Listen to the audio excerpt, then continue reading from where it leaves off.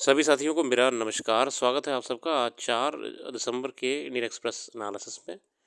आइए शुरू करते हैं आज का एक्सप्रेस एनालिसिस बिना किसी देरी के।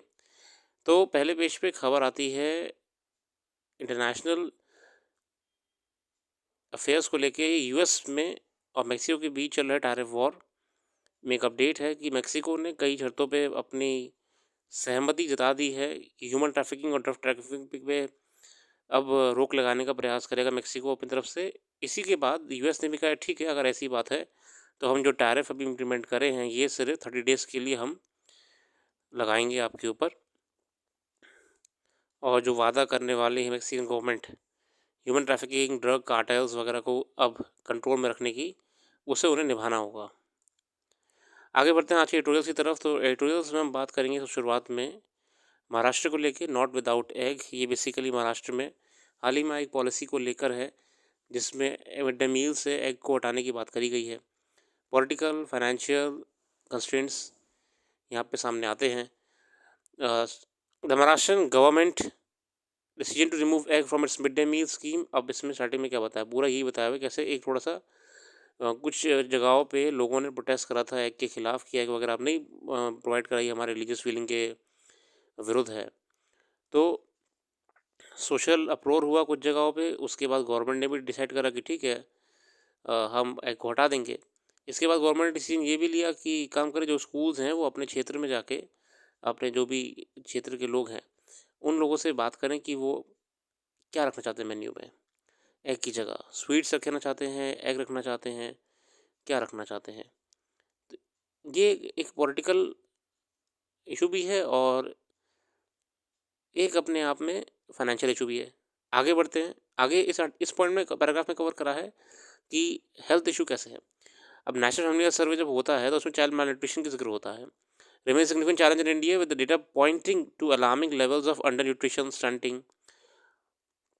यहाँ पर डेटा शेयर करा हुआ है कैसे कितनी बुरी हालत है इस समय चाइल्ड न्यूट्रिशन को लेके कई राज्यों में। The government has sought to replace eggs with alternatives like chickpea, soybean, but substitution ignores the logistical challenge of providing these at scale. By removing eggs, it risks exacerbating the nutritional gap. और eggs देखिए, eggs का अपने आप में एक अलग significance है, उसे तो आप नहीं रिप्लेस कर सकते। Food choices are inextricably tied to questions of caste and religious identity and to privilege. Over the last decade, protracted and often violent dissensions over non-vegetarian food, be it over eggs or beef, have propelled the myth of India as a vegetarian nation. Before Maharashtra, Madhya Pradesh had dropped eggs from its midday meal menu. In 22, Goa too briefly introduced the dropped eggs from its midday meal, according to NFHS 5 data. However, 45% of women and 57.3% of men eat non-vegetarian food at least once a week. In a country struggling to deliver its nourishment to its children, to discriminate on basis of food can have consequences. और यहाँ पे देखिए, हमें political या फिर कुछ चीज़ों को दूर रखते हुए ध्यान देना चाहिए कि हेल्थ एंड न्यूट्रिशन भी हमारे आने वाली पॉपुलेशन के लिए बहुत ज़रूरी है। और नेशनल फैमिली हेल्थ सर्वे झूठ तो बोलता नहीं है कि न्यूट्रिशन, चाइल्ड स्टंटिंग, वेस्टिंग, ये समस्याएं भारी मात्रा में महाराष्ट्र को ही नहीं कई राज्यों को झेलनी पड़ रही है। तो ऐसे समय पे ये करना ठीक नहीं है। अगला आर्टिकल है यूएस को ही लेके, migration and free speech have been essential to US dominance. हम जानते हैं इस समय इमिग्रेशन का कितना मैटर चल रहा है यूएस में। अनडॉक्यूमेंटेड लोगों को वो बाहर भेज रहे हैं। भारतीय भी आने वाले हैं बहुत जल्दी यूएस के प्लेन से। मेक्सिको, कनाडा और कई देशों में वो इलीगल इमिग्रेंट्स को वेनेजुएला में भेज चुके हैं। For the better part of 20th century and much of this one, an understanding underpinned the ephemeral American dream and helped the US become a superpower it is. The key components of this undertaking are enshrined in the First Amendment of the Constitution, which guarantees free speech and the fact of US being a nation of immigrants. This was symbolized by lines from the new Colossus inscribed on the Statue of Liberty. Give me your tired, your poor, your huddled masses yearning to breathe free. Last week, President Donald Trump promulgated an executive order ostensibly meant to tackle an explosion of anti-Semitism और campus and streets. अब दिक्कत असल में क्या हो रही है कि यूएस में इतने अनडॉक्यूमेंटेड इलीगल इमिग्रेंट्स भी आ चुके हैं कि जो जेन्युइन लोग हैं वो उनके लिए भी समस्या बनते जा रहे हैं। मैंने इसको लेके कई आर्टिकल पढ़े यूएसए टुडे में, वैसे ये वाला आर्टिकल भी वहीं से लिया गया है। तो मैंने कई आर्टिकल्स पढ़े तो मैंने जो कंक्लूजन निकाला कि दिक्कत क्या हो रही है कि इलीगल इमिग्रेंट्स के होने से, अनडॉक्यूमेंटेड इमिग्रेंट्स के होने से दिक्कत जो लीगल डॉक्यूमेंटेड माइग्रेंट्स हैं उनको भी हो रही है, क्योंकि उनके बदले रेस्टोरेंट ओनर्स को, शॉप ओनर्स को, कॉम्प्लेक्सेस को सस्ते में चीप लेबर मिल जा रही है, जो कि काम वही कर दे रही है, कम पैसों में कर दे रही है और कोई ज़्यादा डिमांड वांड भी नहीं करती है compare to the documented and genuine labour, जिसका जिसका पूरा ख्याल भी रखना पड़ता है as per labour laws, employment नियम वगैरह वगैरह। तो दिक्कत जो डॉक्यूमेंटेड लोग हैं उनको भी ये झेलना पड़ रहा है। बाकी इसमें थोड़ी पॉलिटिकल बात करिए, उसमें नहीं जाएंगे, टाइम वेस्ट नहीं करेंगे किसी का भी। आगे बढ़ते हैं बाकी एक्सप्लेन पेज की तरफ। Extra long staple cotton. Union Finance Minister Nirmala Sitharaman, which presenting the Union budget on Saturday, announced a 5-year mission to facilitate significant improvements in productivity and sustainability of cotton farming and promote extra long staple cotton varieties. अब क्या होता है ये less cotton? Cotton is classified based on the length of its fibres, ठीक है ना, as long as medium, short or short staple. Gospium hirsutum, which constitutes roughly 96% of cotton grown in India, falls in the medium staple category. तो जो भारत में सबसे ज़्यादा cotton देखने को मिलता है वो है ग्रॉस्पियम हिस्ट्रम, जो कि आपका मीडियम स्टेपल कैटेगरी में आता है, with fibre lengths ranging from 25 to 28.6 millimetres. On the other hand ELS varieties boast fiber lengths of 30 millimeters and above. Most ELS cotton comes from the species Gospium barbadensis, commonly known as Egyptian or Pima cotton. Having originated in South America, ELS cotton today is mainly grown in China, Egypt, Australia and Peru. और अभी जो ELS cotton हम बात कर रहे हैं long staple वाले cotton की, तो ये कहाँ कहाँ उगाया जा रहा है इस समय? चाइना में उगाया जा रहा है, ऑस्ट्रेलिया में उगाया जा रहा है और इजिप्ट में और पेरू में उगाया जा रहा है। In India some ELS cotton is grown along rain fed parts of Atpadi taluka in Maharashtra. Maharashtra में भी आपका सांगली डिस्ट्रिक्ट में ये उगाया जाता है। इसकी बात कर रहे हैं हमारे फाइनेंस मिनिस्टर कि इसका प्रोडक्शन बढ़ाना पड़ेगा हमें। फ़ायदा कैसे है? The best science and technology से support will be provided to farmers with cotton ecosystem plagued by low per acre yields and increased pest tax. Adoption of latest technologies would be welcome step. What we need in farmers to access the latest in GM technology. Farmers in Maharashtra have long demanded that they be allowed to cultivate the herbicide resistant cotton. अच्छा, समस्या भी कई चल रही हैं कि जो कई बीमारियां लग जाती हैं पेड़ों को, कॉटन वगैरह को, इन फसलों को, इससे भी प्रोटेक्ट रखते हुए हमको नई GM प्रजाति वाली कॉटन का इस्तेमाल करना चाहिए। Currently, India's per acre yields are significantly lower than other countries. For instance, Brazil boasts an average of 20 quintals पर एकड़। हमारी इस समय पर एकड़ यील्ड भी बहुत कम है। ब्राज़ील जहाँ पे 20 क्विंटल पर एकड़ पे है, वाइल चाइना बोस्ट 15 क्विंटल पर एकड़, चाइना 15 पे है।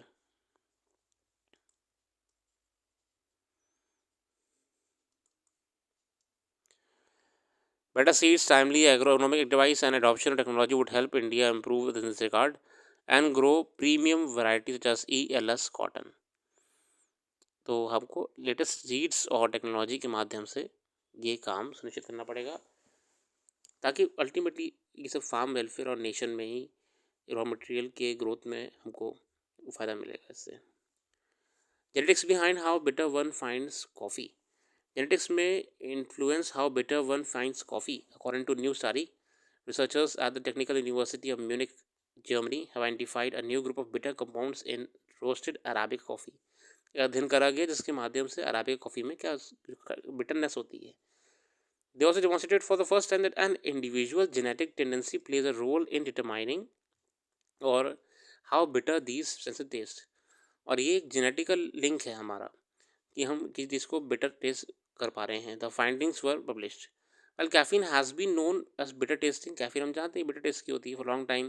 Even decaffeinated coffee based tastes bitter, possibly suggesting that there are other substances contributing to bitter taste of roasted coffee. Researchers said mozambioside is one such substance in Arabica beans known as to taste about 10 times more bitter than caffeine. अब यहाँ पे बताया गया है एक मोजाम्बियोसाइड प्रजाति के बारे में कॉफ़ी की, जो कि और ज़्यादा बिटर टेस्ट की होती है। It activates to roughly 25 bitter taste receptors in the human body. और वो हमारी टेस्ट रिसेप्टर्स को भी एक्टिवेट करती है. However, we found that mozambique levels significantly dropped during roasting and therefore substance only makes a small contribution to the bitterness of coffee. बाकी सब coffee की bitterness को लेके, टेस्ट को लेके यहाँ पे हमारा ध्यान केंद्रित करा गया है. Study also found that a combination of mozambique and its roasting products is a sample led 8 out of 11 participants to perceive a bitter taste. Further, a genetic test showed that taste sensitivity depend on genetic inclination of the participants. इस पूरे अध्ययन से पता लगाने का प्रयास ये करा गया और जो निष्कर्ष निकला कि genetic test showed that taste sensitivity depended on genetic inclination of the participants. और ये एक जेनेटिक पूरी इंक्लिनेशन को लेके है. अब यहाँ पे यूएस में यूएस एड नामक एक प्रोग्राम होता है जिससे वो कई देशों की मदद करते हैं. यूएस गवर्नमेंट मदद करती है. आप इसे देखते फाउंडेशन समझ सकते हैं. इसको यूएस ने बंद कर दिया. डोनाल्ड ट्रंप ने बंद कर दिया. ठीक है. उनका ये मानना है कि इससे खर्चा ही हो रहा है देश का और हम क्यों दूसरे की मदद करें जा के. ठीक है.